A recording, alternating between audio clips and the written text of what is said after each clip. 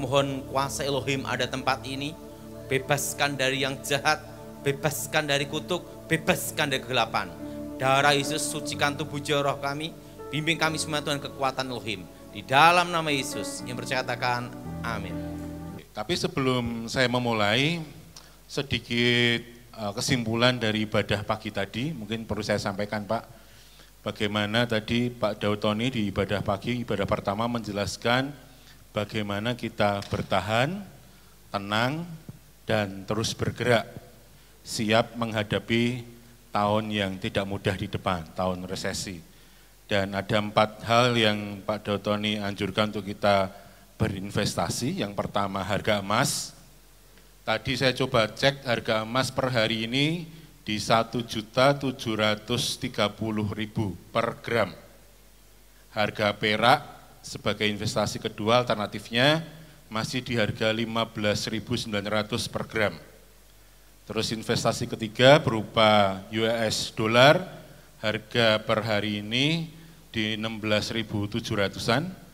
Terus investasi keempat berupa tanah, supaya 10 tahun ke depan kalau nggak salah, nilai rupiah kita tetap terjaga, nggak terlalu terperosok jauh ke bawah. Dan saran dari Pak Daud Tony, semua tanah yang kita beli wajib hukumnya SHM ya Pak ya, jangan SGB tapi SHM. Jadi itu resume ibadah pertama tadi, Bapak Ibu yang hadir di sini maupun yang online bisa mengikuti di hari Senin. Besok akan tayang YouTube-nya tentang yang ibadah pagi. Mungkin itu yang pertama, langsung ke pertanyaan supaya mempersingkat waktu. Gini Pak, ada yang bertanya perihal masih menghadapi masa di tahun ini ya, tahun 2025.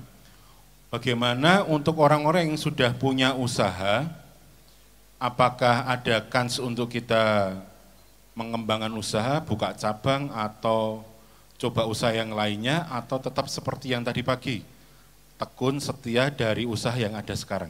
Menurut Bapak bagaimana? Untuk tahun-tahun seperti ini selama 2 tahun itu lebih baik tidak ekspansi pengembangan bisnis apapun. Apalagi bisnis baru, yang lama aja setengah mati, apalagi yang baru yang namanya uji coba. Jelas, saudara? Nah, yang safety aman, yang sudah ada aja difokuskan. Dan kalau mau pengembangan bisnis di luar dari yang lama, yang baru itu adalah yang benar-benar pernah engkau alami dan engkau kuasai dari pengalaman. Jadi kans untuk memperluas usaha boleh, tapi dari yang kita sudah kuasai gitu ya Pak ya? Iya, kalau kita belum kuasai jangan. Dan nomor 1 jangan modal utangan. Kalau modal utangan selama 2 tahun ini selesai. Kenapa? Karena kondisi ekonomi seperti ini itu 2 tahun dan puncaknya itu tahun depan. Nah, kenapa dikatakan tahun depan? Ibaratnya kalau tinju itu digebukinya hari ini. Nanti ngerasakan benjolnya itu besok. Oke? Lanjut ke yang kedua Pak, masalah yang sama seputar ini. Dengan maraknya sekarang ini kan PHK, nggak cuma di Indonesia ya Pak ya, di banyak negara juga ngalami. Terus ada terapan pajak impor dari Amerika juga nerapin cukup besar di atas 30% untuk Indonesia. Nah itu di tahun ini yang tadi pagi kalau nggak salah untuk bisnis yang Chinese food kan jangan ambil yang itu. Karena banyak orang yang datang dari aslinya gitu ya Pak ya. Itu masih 2035. Oh masih jangka panjang. Tapi di tahun-tahun ini saya sih lihat di statistik di Dinas Industri, banyak dari negara yang lain juga mulai investasi di sini. Itu akan lebih banyak lagi ke depan atau bagaimana menurut Pak Daud Tony? Gini ya, tahun 2032 itu pemulihan ekonomi itu pulih benar, itu 2032. Tapi di 2032 itu pula Cina sudah menguasai ekonomi Indonesia setengahnya. Dan nanti fullnya itu di 2035. Full dikuasai Pak ya? Full. Nah, dan pada waktu dikuasai Cina, hanya 4 yang bertahan itu. perikanan, peternakan, perkebunan, pertanian. Ketiga, logistik, distribusi, termasuk toko besi, toko emas, itu aman. Karena itu masih ada kandungan lokal. Nah, misalnya alkes, itu karena ada pengendalian Depkes, apotek aman juga. Nah, tapi ke herbal, yang dari Chinese, berat, karena aslinya datang. Nah, tapi yang jelas, nanti yang berkembang di ke depan, yang bertahan itu kuliner, makanan, minuman, khas Nusantara.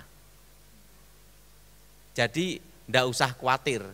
Nah, karena Chinese food ini saingannya adalah yang aslinya datang. Terutama Chinese food. Bukan Thailand food maupun Vietnam food atau Korea food, tapi Chinese food. Kenapa Chinese food? Karena mereka akan datang itu di 2035. Nah, yang keempat, tanah. Jadi kalau agent properti, bisnis tanah, aman. Karena nanti ada namanya pembatasan hak kepemilikan tanah. Undang-undang itu akan terbit di 2035. Oke. Oke Pak, ada pertanyaan tentang pergumulan hidup. Saya mau bertanya Pak, saya punya seorang mama yang sedang sakit dan selama ini menghabiskan biaya 400 jutaan. Biaya ini dibantu oleh adik saya yang biaya itu dihentikan karena adik saya hendak menyekolahkan kedua anaknya. Saya disarankan untuk menjual sawah. Namun bukankah penjualan tanah merupakan tidak disarankan? Apa yang harus saya lakukan? Apa pula yang harus dibereskan dari hidup mama saya? Mengingat baru Jumat kemarin drop, namun puji Tuhan tidak lama beliau sadar kembali. Pertama, kalau itu mendesak sekali, ya tanahnya dijual, tapi sebagian dibelikan lagi yang lebih murah. Pokoknya gini ya, jangan sampai jual tanah atau rumah itu hilang total. Jadi sebagian harus dibelikan tetapi yang lebih murah. Karena kita tetap harus memiliki tanah apapun yang terjadi. Siapa yang setuju angkat tangan? Karena kalau saudara jual habis, selesai, ya selesai beneran. Nah, dalam hidup ini ada satu pantangan yang saya pribadi, ini pribadi ya Pak Petrus ya, jangan sampai menggadaikan sertifikat rumah, tempat kita tinggal. Kalau kita sudah sampai taraf menggadaikan sertifikat, menjamin sertifikat rumah yang kita tinggal, itu nunggu selesainya. Karena rumah tempat kita tinggal itu banyak kenangan.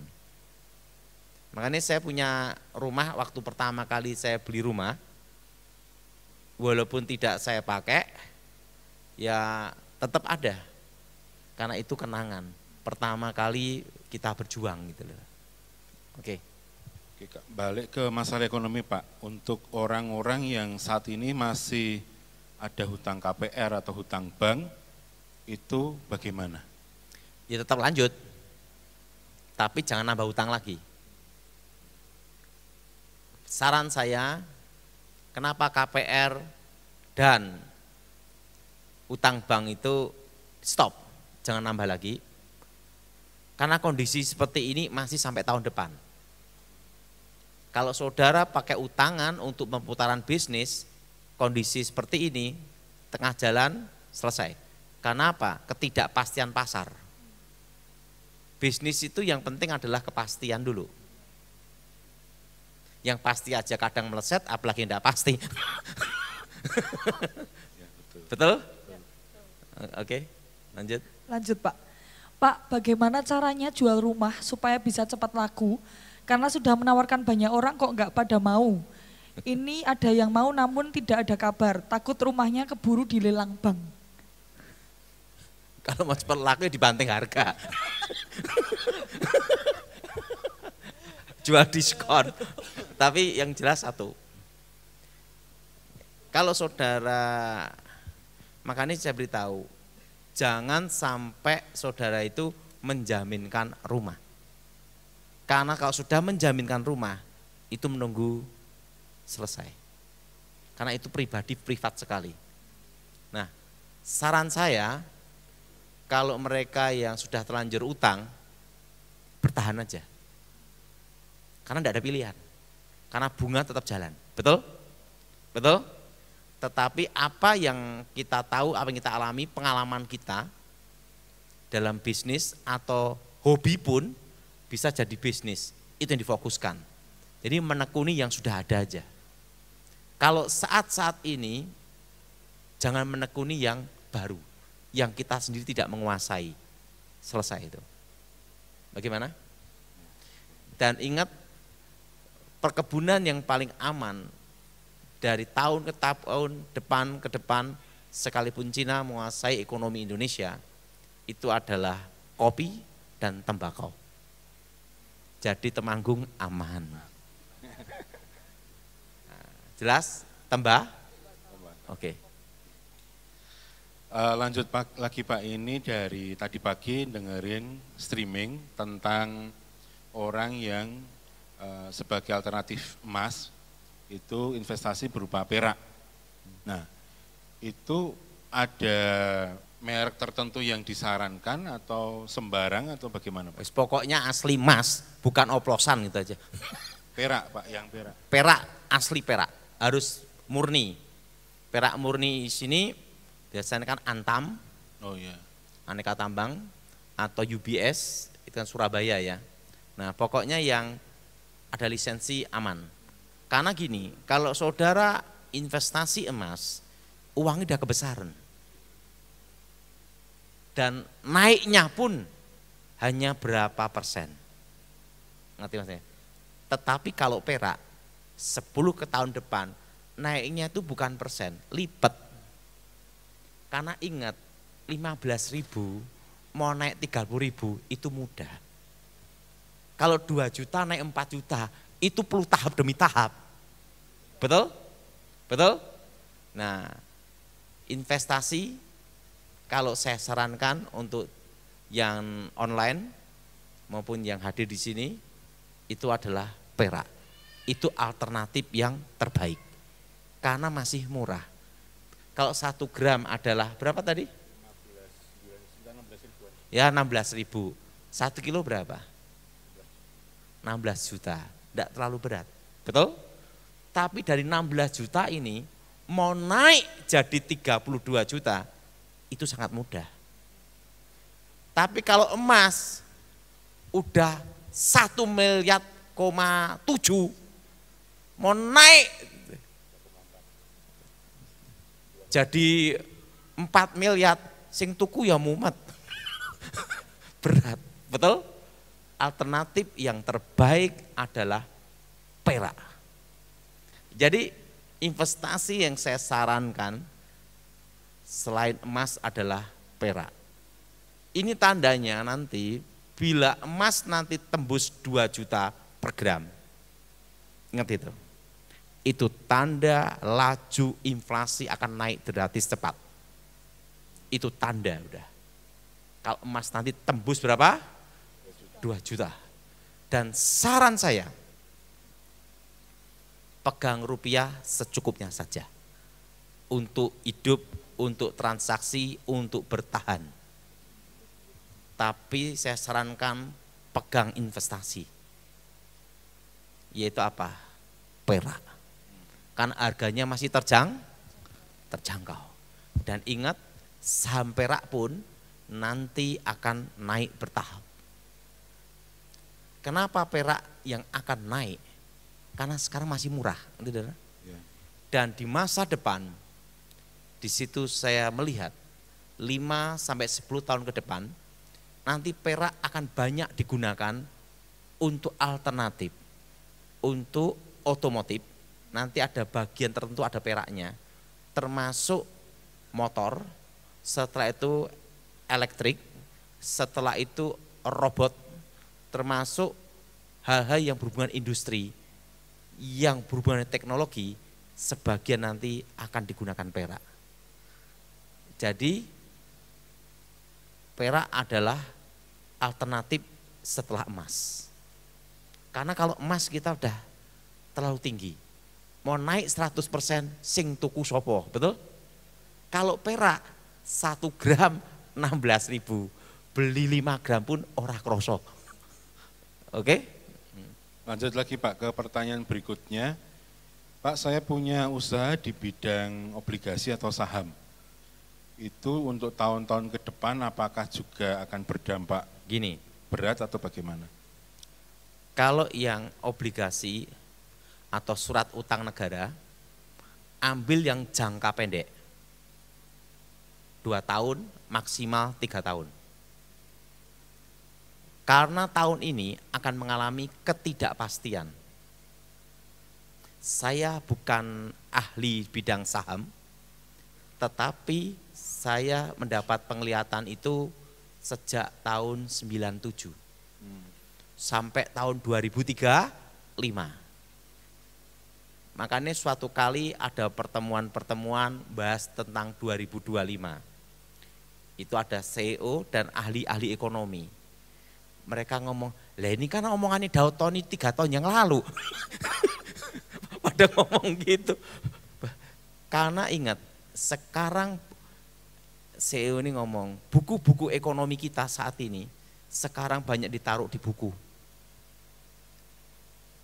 Kenapa? Sekarang kita mengalami hal yang berbeda. Nanti saudara, zamannya beda.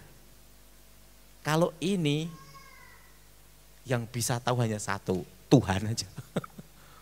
Nah, karena nanti di masa depan, ingat, perak itu yang akan banyak digunakan untuk komponen-komponen. Itulah yang akan memicu naiknya berlipat. Karena keterbatasan pasok. Jelas saudara? Oke? Sama ini Pak, ada pertanyaan lagi tadi saya sempat baca untuk orang yang punya bisnis seperti kayak toko besi, kayak perhiasan, itu alangkah baiknya harus stok dari sekarang semua barang-barangnya menyikapi kenaikan inflasinya atau bagaimana menurut Bapak? Kalau yang sekarang posisi saat ini untuk toko emas ya, kan toko perhiasan sama emas batangan beda. Stoknya justru emas batangan. Kan perhiasan beda, tergantung berapa persennya, betul? Nah, kalau mau stok ya emas murni. Tapi ingat loh ya, ada yang tanya, kapan 2 jutanya? Saya tidak dikasih tahu. Tapi yang jelas pasti 2 dalam waktu dekat. Karena per hari ini udah 1,7 lebih ya Pak ya. Pokoknya siap-siap begitu emas nanti 2 juta, saudara siap pasang kuda-kuda. Kenapa? Inflasi akan naik cepat. Jelas, sekarang gini, kita ngomong share ya. Ya, boleh. Bulan 6, bulan 7 itu penjatuhan utang luar negeri. Tahun ini ya Pak ya. Itu berapa ratus triliun. Oke? Kedua, APBN aja kan defisit 31 triliun. Dan untuk membayar utang negara kan tidak bisa pakai rupiah, dolar, betul? Betul? Sedangkan dolar, Presiden Trump, nah itulah Presiden Trump. Paman Trump ini membatasi semua bantuan di stop. Hanya Israel dan Mesir saja yang dibantu, betul? Berarti market yang ada di market, dolarnya terbatas, betul? Padahal bulan 6, bulan 7 perlu untuk bayar utang luar negeri. Tapi ada yang tanya saya, aman enggak Indonesia? Yang jelas aman. Kenapa aman? Karena Indonesia ini sudah banyak mengalami resesi. Resesi enggak resesi podo wae. Oke? Lanjut lagi Pak, ke pertanyaan berikutnya tentang masalah alam roh Pak kalau sekarang. Iya. Supaya ganti topik dulu ya Pak ya. Pak, saya hendak bertanya apakah foto di sebuah lokasi purbakala misalkan percandian atau rumah antik itu memang salah satu sarang dari si jahat dan diperbolehkan, dan apakah bila kita masuk ke seperti itu, apa yang harus kita kerjakan terlebih dahulu, misalkan doa atau lain-lainnya. Dan karena saya bisa ada seperti punya indera keenam Pak, bisa melihat segala macam gitu. Gini ya, bukan hanya tempat purbakala, semua tempat kalau itu untuk ngundang setan, setan datang. Karena apa? Tidak usah diundang aja datang, apalagi diundang. Setan itu ada di mana-mana. Dan setan itu kerja 24 jam dibagi 3 shift. Karena ada jam istirahat juga dia. Iya. Nah, jadi ada yang tanya sama saya, makanan setan itu apa? Makanan setan itu kalau dia dipuja dan disembah. Karena apa? Kayak kembang, itu bukan makanannya, tapi pada waktu mengundang dan memuja, itu makanannya. Kan Yesus juga berkata, makananku bukan itu, tapi makanan itu apa? Kehendak Bapa. Oke, lanjut. Oke, ini tentang Jakarta Pak. Jadi ada orang tua yang anaknya kuliah di Jakarta, dan apakah sembari kerja, apakah nantinya terkena dampak dan inflasi dari kota Jakarta? Bagaimana kalau anak saya tinggal dan kerja di situ, apakah akan kena dampak Jakarta atau harus pindah atau seperti apa Pak? Kalau gajinya mantep ya di situ aja toh. Kalau gajinya pas-pasan setengah mati ya pindah, betul enggak? Betul? Lihat situasi, ini loh pengalaman saya. Ini jadi gini, 5 tahun ke depan dari tahun ini, saudara boleh buktikan. Anak-anak muda yang di bawah usia 30 tahun ke bawah. Selama ikut kerja ikut orang, untuk mengumpulkan uang 1 M, itu mujizat.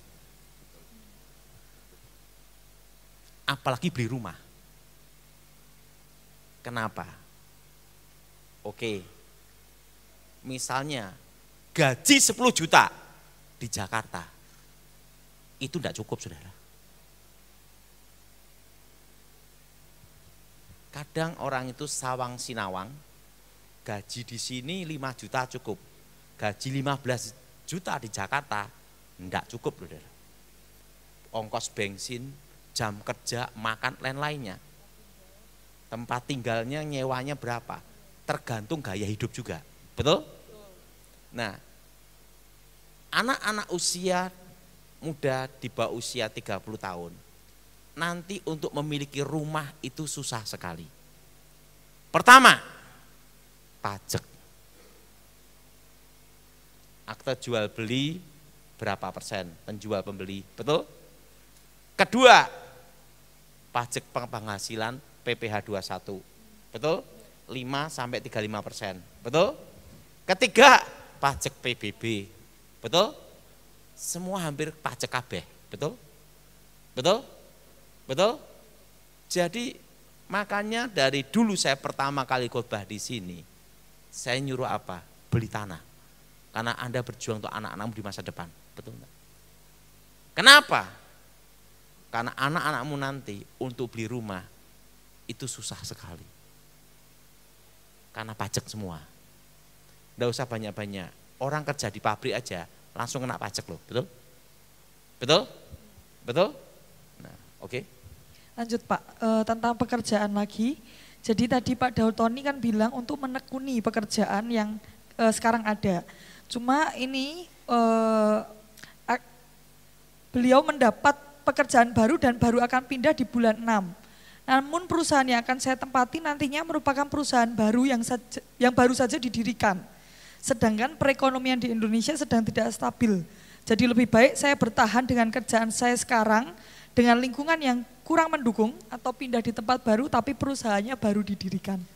Kalau saat ini jangan uji coba. Jangan main eksperimen kelinci percobaan. Yang penting yang pasti dapat gaji aja dulu yang ditekunin. Siapa yang setuju angkat tangan? Jangan sampai habis pindah dipecat repot. Karena untuk zaman sekarang enggak bisa kelinci percobaan. Oke lanjut. Oke, lanjut lagi Pak. Ini ke hal berikutnya, kapan kira-kira waktu yang tepat untuk menjual emas? Tadi kan kita suruh beli nih. Nah nanti tepat menjualnya itu di atas 2 juta del dijual atau bagaimana? Ini ada yang tanya langsung soalnya dengerin Pak streaming. Pokoknya begitu 2 juta itu tanda inflasi akan naik terus. Nilai rupiah drop. Jelas? Ingat, 2 tahun resesi. 2 tahun apa saudara? Resesi. Dan selama 2 tahun resesi ini, kita hanya bertahan. Saya sangat yakin ya, kalau kita bisa bertahan waktu corona selama 2 atau 3 tahun, demikian kita akan bertahan seleksi selama 2 tahun ekonomi. Oke lanjut. Ini ada yang tanya Pak perihal investasi juga, untuk yang bisnis di luar 4 tadi, misalkan di batu permata dan barang-barang sejenisnya, itu bagaimana? Apakah memungkinkan berlian misalkan atau yang lainnya? Oke. 10 tahun ke depan, ini saya beritahu, 10 tahun ke depan, nanti akan banyak tercipta sintetik, tetapi prosesnya seperti batu asli di alam, tapi dibikin instan. Itu yang akan membuat harga batu permata termasuk berlian drop, marketnya turun. Karena batu permata itu tergantung hobi, betul? Betul? Nah, jadi investasi yang terbaik, yang pasti aja, dan standar internasional, emas. Oke lanjut. Oke Pak, ini tentang ajaran-ajaran sesat di Indonesia, apakah dan bagaimana untuk menyikapi tentang ajaran-ajaran sesat dan bagaimana memilah mana yang sesat dan mana yang tidak? Simpel aja, ndak usah neko-neko. Percaya pendalaman Alkitab di gereja saudara masing-masing, Tritunggal, Bapa, Putra, Roh Kudus. Itu dasar dari iman, bahwa Elohim menjadi manusia, Elohim adalah firman, jadi manusia, itu aja. Dan keselamatan hanya di dalam Yesus. Pokok dalam hidup saya tuh hanya punya 2 pondasi ini. Orang mau ngomong tekek atau tokek atau kadal, itu urusan mereka. Tapi 2 ini harus tetap menjadi dasar iman kita. Siapa yang setuju angkat tangan saudara? Karena kalau kita nyikapi doktrin-doktrin ini mumet saudara. Zaman saya sekolah Alkitab aja, tentang urapan aja itu macam-macam ajarannya saudara. Ada urapan gempa, ya repot toh, habis urapan datang malah gempa bumi itu saudara. Ada urapan angin, urapan api, karena dia melihat dari manifestasi kehadiran Tuhan pada waktu Elia, pada waktu Musa gitu. Nah, kita tidak bisa menghakimi itu sesat, tidak bisa. Karena itu keyakinannya dia. Nah, tetapi setidaknya kita udah punya pondasi iman. 2, yaitu Elohim jadi manusia, Yesus Kristus. Itu udah, titik udah. Bapa, Putra, Roh Kudus. Doktrin Tritunggal ini yang penting harus benar dulu. Yang kedua, keselamatan di dalam Yesus Kristus. Itu. Nah, karena yang lain-lain itu kan banyaknya variasi sama tafsiran-tafsiran, betul? Nah, penting 2 ini aja yang dikuatin. Udah yang lainnya terserah lah gitu. Penting kita punya pondasi iman sendiri. Bagaimana menurut saudara? Setuju? Oke, lanjut. Lanjut lagi Pak, ini masalah di dunia roh. Pak, saya dari Sulawesi Tengah yang dengerin streaming. Bagaimana caranya supaya kita tuh bisa menghadapi orang yang punya ilmu rogo sukmo. Kadang-kadang kalau saya tersadar, saya bisa doa dalam nama Yesus, itu pengaruhnya bisa hilang. Tapi itu sering nyerang lagi, balik lagi Pak. Kita doa darah Yesus sucikan tubuh jiwa rohku, darah Yesus bentengnya aku. Dengan iman dan percaya, selesai udah. Sebenarnya setan itu punya kelemahan. Kelemahannya itu kalau kita cuekin, tidak perhatikan, dia bingung sendiri setannya. Makanya jangan ngurusi setan. Nah, lebih baik ngurusin apa? Pertama, pekerjaan Tuhan. Kedua, apa yang harus kita lakukan untuk hari ini yang terbaik, itu aja. Nggak usah neko-neko. Oke, lanjut. Lanjut lagi Pak, untuk yang berikutnya, saya punya usaha rumah makan sederhana berjalan sudah 5 tahun. Kalau dihitung pendapatan sangat kurang, tiap hari yang datang itu orang-orang yang sederhana, pengemis dan lain-lainnya yang tidak punya uang. Apakah bermasalah dengan lokasi usahanya atau bagaimana? Apa saya tetap bertahan dengan usaha yang sama atau ganti usaha saja? Berdoa dulu itu. Karena gini, kalau mau pindah tempat kan perlu biaya kos tinggi. Kedua, lihat tempatnya. Karena bisnis itu harus kita lihat lokasi, betul? Betul? Tidak bisa langsung ngomong, ini setan. Setan ini bingung, gua enggak ngapa-ngapain, disalahin terus. Ya, jadi lihat posisi dan situasi juga.